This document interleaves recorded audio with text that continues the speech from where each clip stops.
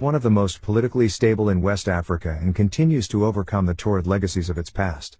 The culture is eclectic, largely a result of many different ethnic groups in the country, but is also strongly connected to the often misunderstood and misrepresented voodoo religion. Benin was once a great African kingdom, but it was transformed into the largest supplier of humans for the slave trade.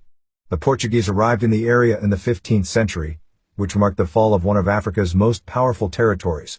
At the height of the slave trade, tens of thousands of people were being deported at a time, and Benin's waterfront earned the name the Slave Coast. In 1872, the country was colonized by the French, and in 1904, it became Dahomey, part of French West Africa.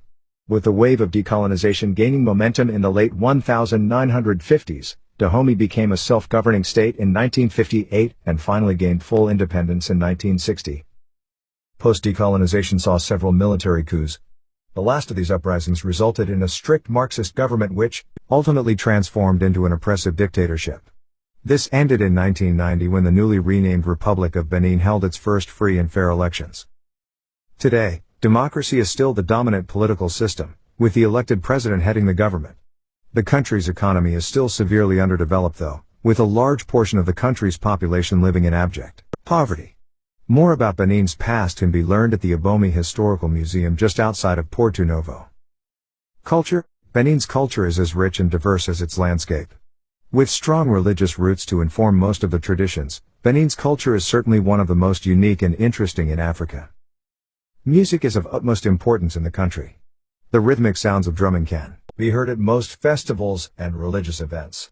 Not just a way to celebrate, music in Benin provides a way to express religious fervor. The country is also home to notable musicians, including the internationally acclaimed singer Angelique Kidjo. The strong influence of the voodoo religion is an important part of Benin, which tells of healing and rejuvenating talismans, fetishes.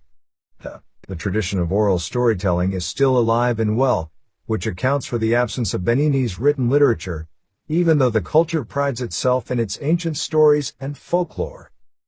As with most clothing in West Africa, the textiles are vibrant and ornately decorated.